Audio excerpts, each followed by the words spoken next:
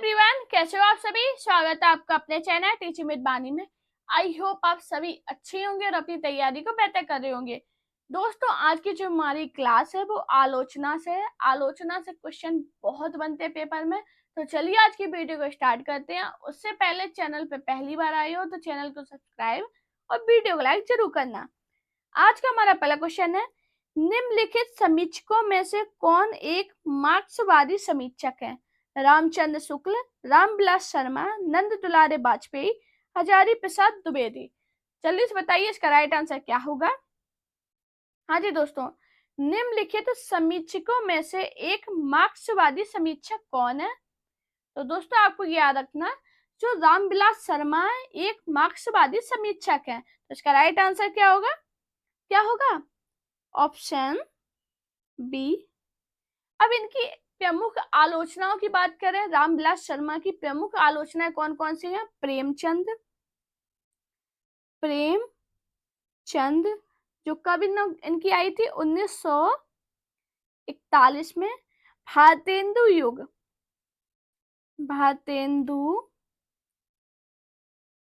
युग, एक इनकी पूछी जाती है निराला।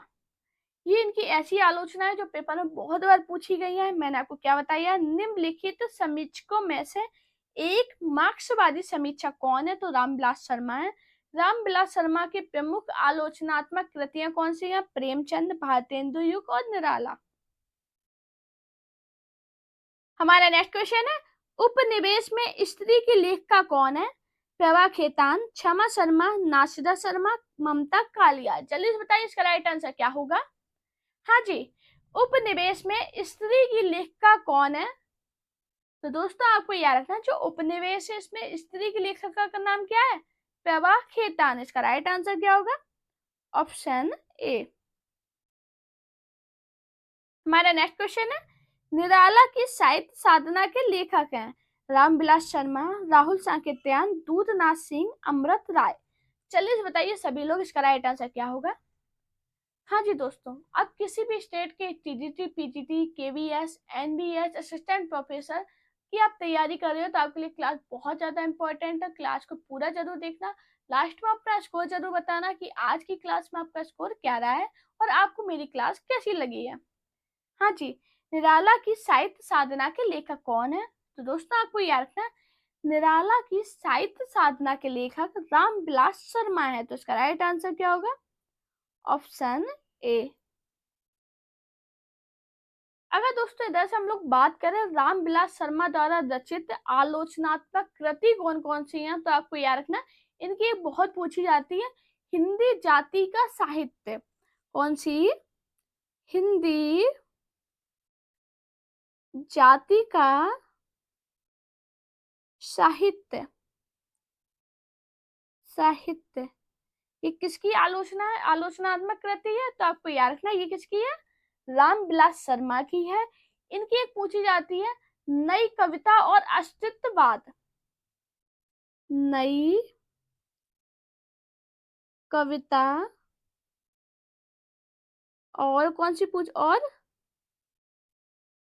अस्तित्ववाद।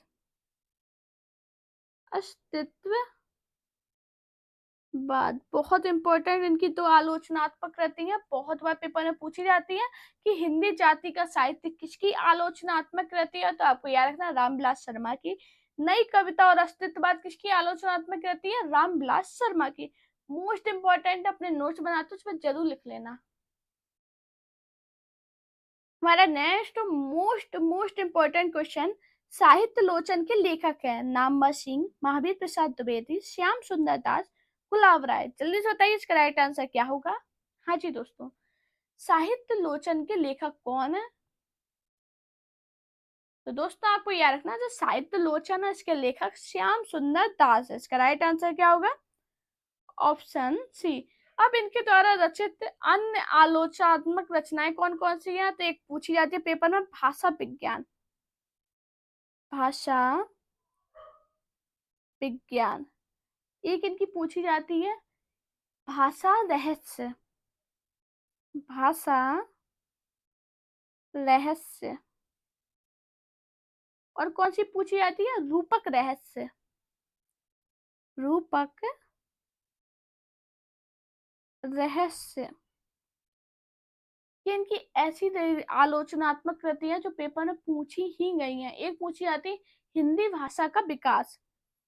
हिंदी भाषा का विकास। मैंने आपको क्या बताया? साहित्य लोचन के लेखक कौन है? श्याम सुंदर दास है। इनकी अन्य आलोचनात्मक रचनाएं कौन सी हैं? भाषा विज्ञान, भाषा रहस्य, रूपक रहस्य और हिंदी भाषा का विकास। हमारा नेक्स्ट, और ये भी बहुत ज्यादा इंपॉर्टेंट क्वेश्चन है, मिश्र बंधु द्वारा लिखित हिंदी नवरत्न में इनमें से किस कवि को साहित्य स्थान नहीं मिला? सूरदास, गोस्वामी तुलसीदास, मलिक मोहम्मद जायसी, केशव दास। जल्दी से बताइए इसका राइट आंसर क्या होगा? हाँ जी दोस्तों, क्या होगा इसका राइट आंसर? क्या होगा? तो दोस्तों आपको याद रखना है, मिश्र बंधु द्वारा लिखित हिंदी नवरत्न में किसे स्थान नहीं मिला? मलिक मोहम्मद जायसी को। तो इसका राइट आंसर क्या होगा? Option C. बाकी आप सभी को पता है स्थान किसे किसे दिया गया? तुलसीदास को।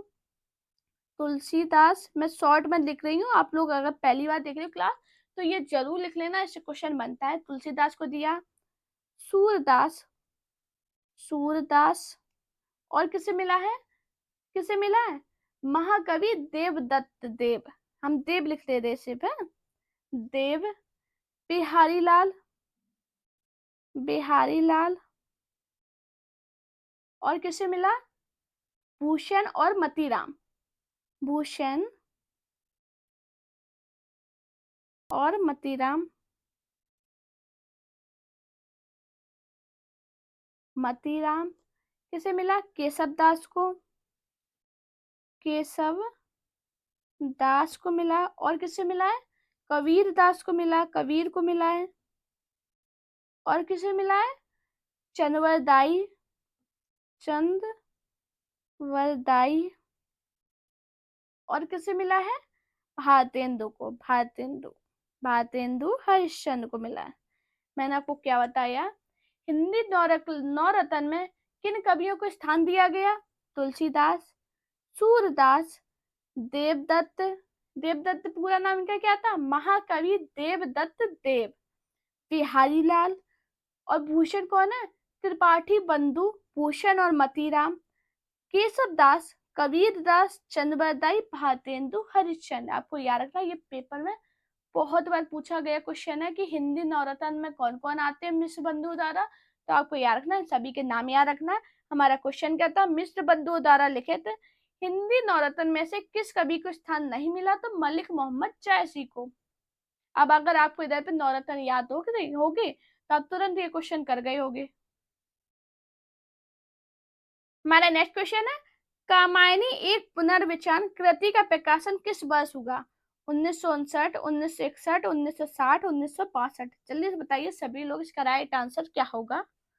हाँ जी, कामायनी एक पुनर्विचार कृति का प्रकाशन वर्ष क्या है? 1961। इसका राइट आंसर क्या होगा? Option B. अब इसके रचनाकार कौन है ये भी बता दीजिए। कामायनी एक पुनर्विचार आलोचनात्मक कृति के रचनाकार कौन है? गजानन माधव मुक्तिबोध। गजानन माधव मुक्तिबोध। अच्छा दोस्तों, आप लोगों को ये तो नहीं लगता मैं कुछ ज्यादा ही समझा देती हूँ? मैं इसलिए बताती हूँ कि अगर आप कोई क्वेश्चन किया है तो आप उस चीजों को समझ लो, इसलिए समझाती हूँ क्योंकि पेपर में क्वेश्चन बनता है और जब डीप में क्वेश्चन बन जाता है तो आप लोग कंफ्यूजन में आ जाओगे कि ये तो हमने पढ़ा ही नहीं है। इसलिए मैं आपको बहुत अच्छे से एक्सप्लेन करती हूँ। मेरे हिसाब से मैं बहुत अच्छे से करती हूँ। आप लोग मुझे कमेंट बताना कि आप लोगों को कैसी लगती है मेरी क्लास, और मेरे पढ़ाने का जो तरीका है वो आपको कैसा लगता है। हमारा क्वेश्चन क्या था? कामायनी एक पुनर्विचार कृति का प्रकाशन वर्ष किस वर्ष हुआ? तो आपको याद रखना, कामायनी एक पुनर्विचार कृति का प्रकाशन वर्ष 1961 है। इसके रचनाकार गजानन माधव मुक्तिबोध है। हमारा नेक्स्ट क्वेश्चन है, मुक्तिबोध रचनावली के संपादन किया है भरत भूषण अग्रवाल, विजय बहादुर सिंह, रामचंद्र शुक्ल, नेमी चंद जैन। जल्दी से बताइए इसका राइट आंसर क्या है। हाँ जी दोस्तों, बताइए इसका राइट आंसर क्या है। और मुझे ये जरूर बताना आप लोग कमेंट में, जो हम ग्रामर की आपको क्लास पढ़ाएंगे वो आपको डिटेल में क्लास लाएं, उसके बाद आपके ऑप्शन क्वेश्चन ऑब्जेक्टिव क्वेश्चन रखें, या पहले आपको सिर्फ नॉर्मल आपको जैसे हम लोग पढ़ाते हैं आपको और क्लास पढ़ाते हैं, जैसे हिंदी की क्लास में हम सीधे आपको क्वेश्चन कराते हैं प्रीवियस पेपर, यही आपको ग्रामर में कराएं कि ग्रामर में आपको डिटेल क्लास पढ़ाएं उसके बाद क्वेश्चन कराएं। ये जरूर मुझे कमेंट करें ना, जिससे मुझे एक आइडिया लग जाए कि आपको किस तरह से मुझे ग्रामर पढ़ानी है। बताइए, मुक्तिबोध रचनावली का संपादन किया है किसने किया, नेमी चंद जैन ने। इसका राइट आंसर क्या होगा, ऑप्शन डी। मैंने आपको क्या बताया, मुक्तिबोध रचनावली का संपादन नेमी चंद जैन ने किया। हमारा नेक्स्ट क्वेश्चन है, निम्नलिखित में से श्रेष्ठवादी आलोचक किसको कहा जाता है, श्याम सुंदर दास, नंद दुलारे वाजपेयी, महावीर प्रसाद द्विवेदी, बाबू गुलाब राय। जल्दी से बताइए इसका राइट आंसर क्या है। हाँ जी दोस्तों, निम्नलिखित में से श्रेष्ठवादी आलोचक किसको कहा जाता है, किसे कहा जाता है, आचार्य नंद दुलारे वाजपेयी को। तो इसका राइट आंसर क्या होगा, क्या होगा, ऑप्शन बी। नंद दुलारे वाजपेयी को श्रेष्ठवादी आलोचक के साथ साथ क्या बोला जाता है, स्वच्छंदवादी और समन्वयशील आलोचक क्या बोला जाता है। मैं लिख दे रही हूँ, लिख ले, जरूर लिखना, पेपर में क्वेश्चन बना है। स्वच्छंदतावादी, स्वच्छंदतावादी और क्या बोला जाता है, समन्वयशील, समन्वय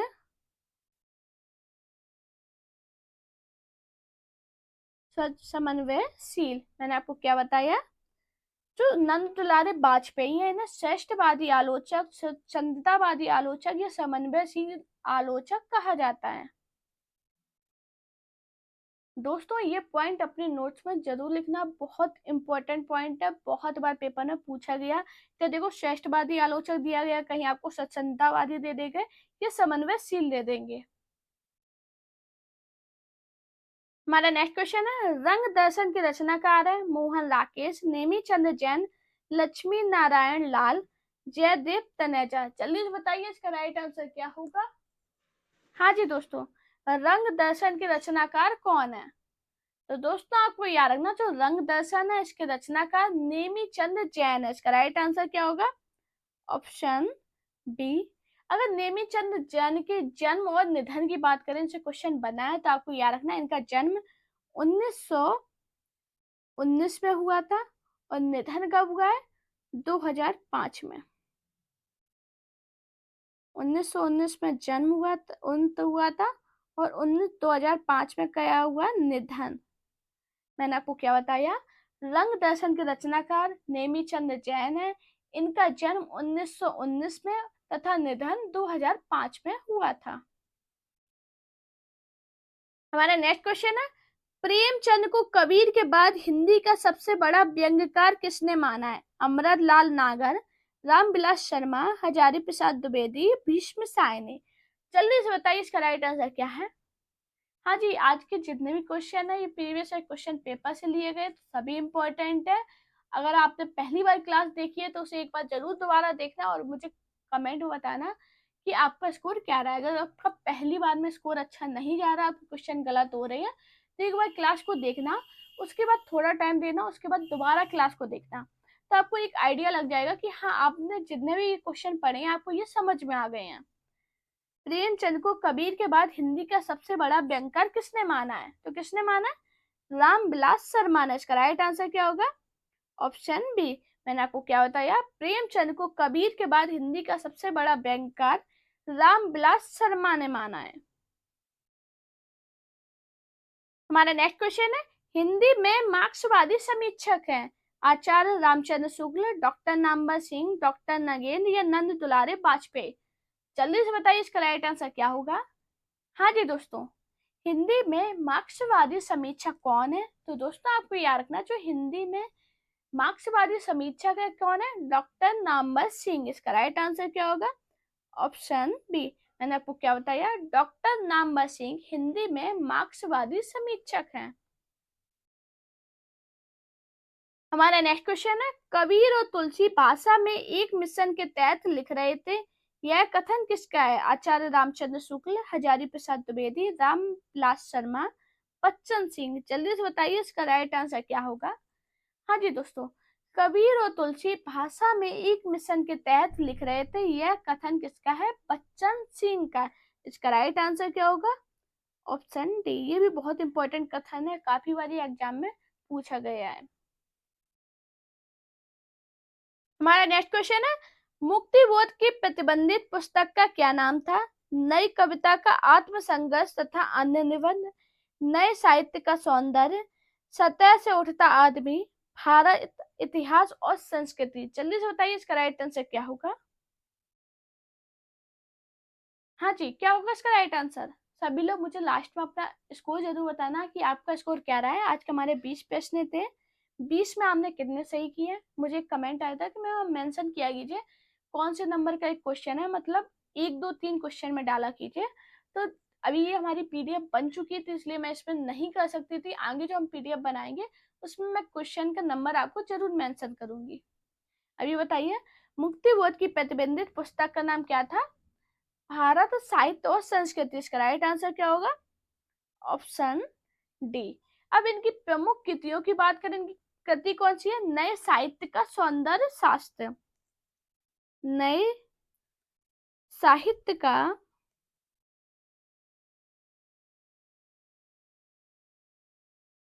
सौंदर्य शास्त्र,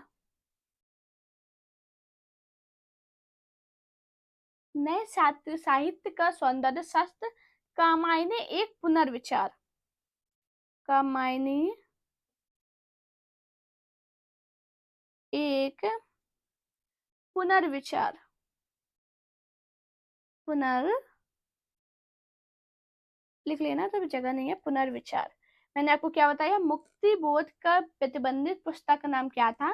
भारत इतिहास और संस्कृति।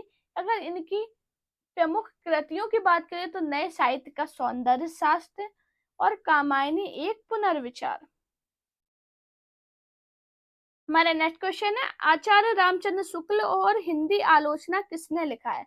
रामविलास शर्मा, राहुल साकेत्यान, नरेश मेहता, अज्ञे। जल्दी से बताइए इसका राइट आंसर क्या होगा। हाँ जी दोस्तों, मुझे ये जरूर कमेंट करना आपको और कौन कौन से टॉपिक है जिसमें प्रॉब्लम हो रही है, तो आप लोग मुझे कमेंट करना, उसके मैं आपको क्वेश्चन और करा दूंगी। आचार्य रामचंद्र शुक्ल और हिंदी आलोचना किसने लिखा है? तो किसने लिखा? रामविलास शर्मा ने। इसका राइट आंसर क्या होगा? Option A. मैंने आपको क्या बताया, आचार्य रामचंद्र शुक्ल और हिंदी आलोचना रामविलास शर्मा की आलोचनात्मक कृति है। इनके प्रमुख आलोचनात्मक ग्रंथ की बात करें तो कौन सा है? प्रेमचंद। प्रेमचंद कब आया था? 1941 में। ये बहुत इंपॉर्टेंट इनका आलोचनात्मक कृति है, जो बहुत ज्यादा पेपर में पूछी जाती है। हमारा नेक्स्ट क्वेश्चन है, भारतीय साहित्य के इतिहास की समस्याएं रचना किसने लिखा है? हजारी प्रसाद द्विवेदी, राम कुमार वर्मा, नंद दुलारे वाजपेयी, रामविलास शर्मा। जल्दी से बताइए इसका राइट आंसर क्या होगा। दोस्तों, आप सभी से रिक्वेस्ट है, प्लीज आप लोग सपोर्ट भी कीजिए। आप लोग आते हो, क्लास देखते हो, लेकिन आप लोग सब्सक्राइब नहीं करते, तो प्लीज सभी से रिक्वेस्ट कर रही हूँ कि मेरे चैनल पे आओ तो सब्सक्राइब जरूर करना। अपने दोस्तों को बताइए कि मैम पढ़ाती हैं, डेली आपको 2 क्लास मिलती हैं, तो आप अपने दोस्तों को बताइए, उन्हें शेयर कीजिए, प्लीज आप सभी से रिक्वेस्ट कर रहे हैं। अभी इसका आंसर बताइए, भारतीय साहित्य के इतिहास की समस्याएं रचना किसने लिखा है? तो किसने लिखा? रामविलास शर्मा ने। इसका राइट आंसर क्या होगा? Option D. मैंने आपको क्या बताया, भारतीय साहित्य के इतिहास की समस्याएं रामविलास शर्मा की आलोचनात्मक कृति है, और कब आई थी? 1986 में आई थी। जो रामविलास शर्मा है, ये अभी हाल मैंने आपको बताया था, ये मार्क्सवादी आलोचक है। कौन है? मार्क्सवादी आलोचक।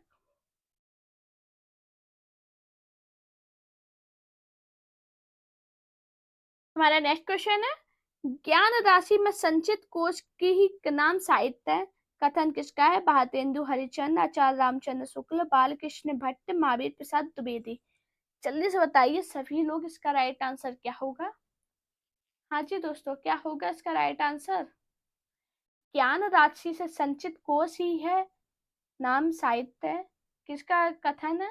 तो आपको याद रखना दोस्तों, ये जो कथन है ये महावीर प्रसाद द्विवेदी का है। इसका राइट आंसर क्या होगा? Option D. ये भी इम्पोर्टेंट क्वेश्चन है, अपने नोट्स बनाते हो, जिन्हें पता नहीं होगा उन्हें बता दें। हमने आप सभी की कॉपियां बनवाई थी, जिसमें मैंने आपको जो इम्पोर्टेंट पॉइंट होते हैं वो बताती हूँ कि अपने नोट्स में लिख लो। ये इसलिए बताती हूँ कि आपका जब एग्जाम आएगा, आप लोगों को, मुझे पता है आप लोगों ने कहीं से बैच ले रखी होंगी, आपके पास मोटी मोटी किताबें होंगी जिससे आप पढ़ते होगे, बहुत बड़े बड़े यूट्यूब चैनल से आप पढ़ते हो और चीज़ों से पढ़ते हो, मुझे कोई दिक्कत नहीं है। लेकिन मेरे कहने पे एक पतली सी कॉपी बना लीजिए जिसमें जो पॉइंट मैं बताती हूँ ये लिख लो, ये जरूर लिख लेना। क्योंकि क्या होगा, जब एग्जाम देने जाओगे ना, आपसे मोटी किताबें नहीं पढ़ी जाएंगी, क्योंकि उस टाइम प्रेशर होता है। तो आप मेरे वो नोट पढ़ लेना, आपका बहुत सारे पॉइंट का रिवीजन हो जाएगा।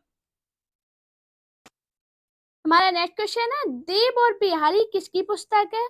पद्म सिंह शर्मा, मिश्र बंधु, लाल भगवान दीन, कृष्ण बिहारी मिश्र। जल्दी से बताइए इसका राइट आंसर क्या होगा? हाँ जी दोस्तों, देव और बिहारी किसकी पुस्तक है? तो दोस्तों आपको याद रखना, देव और बिहारी किसकी पुस्तक है? जल्दी से बताइए। कृष्ण बिहारी मिश्र की। इसका राइट आंसर क्या होगा? Option D. मैंने आपको क्या बताया, देव और बिहारी पुस्तक किसकी है? कृष्ण बिहारी मिश्र की है। हमारा नेक्स्ट क्वेश्चन है, निम्न में से किस लेखक को आलोचना के क्षेत्र का सम्राट माना जाता है? आचार्य रामचंद्र शुक्ल, डॉक्टर नगेन्द्र, श्याम सुंदर दास, रामविलास शर्मा। जल्दी से बताइए इसका राइट आंसर क्या होगा? हाँ जी दोस्तों, निम्न में से किस लेखक को आलोचक के क्षेत्र में सम्राट माना जाता है? तो किसे माना जाता है? आचार्य रामचंद्र शुक्ल को। इसका राइट आंसर क्या होगा? Option A. मैंने आपको क्या बताया, हिंदी आलोचन का विकास किसके द्वारा हुआ था? भारतेंदु युग में हुआ था। और हमारा क्वेश्चन क्या था, निम्न में से किस लेखक और आलोचना के क्षेत्र में सम्राट माना जाता है? तो आचार्य रामचंद्र शुक्ल को माना जाता है। हमारा नेक्स्ट क्वेश्चन है, छायावाद पुस्तक के लेखक कौन है? रमेश चंद्र साय, नामवर सिंह, डॉक्टर देवराज, नंद दुलारे वाजपेयी। जल्दी से बताइए इसका राइट आंसर क्या होगा? हाँ जी दोस्तों, छायावाद पुस्तक का लेखक कौन है? तो दोस्तों आपको याद रखना, जो छायावाद पुस्तक है इसके लेखक नामवर सिंह है। इसका राइट आंसर क्या होगा? Option B. छायावाद पुस्तक कब आई थी? तो आपको याद रखना 1955 में। मैंने आपको क्या बताया, छायावाद पुस्तक के लेखक नामवर सिंह है और छायावाद पुस्तक ये कब आई थी? 1955 में। हमारा नेक्स्ट क्वेश्चन है, नई समीक्षा के केंद्र में कौन है? कृतिकार, समाज, कृति, युगीन, परिस्थितियां। जल्दी से बताइए इसका राइट आंसर क्या होगा? हाँ जी दोस्तों, नई समीक्षा के केंद्र में कौन है? तो आपको याद रखना, जो नई समीक्षा है इसके केंद्र में कृति है। इसका राइट आंसर क्या होगा? ऑप्शन सी।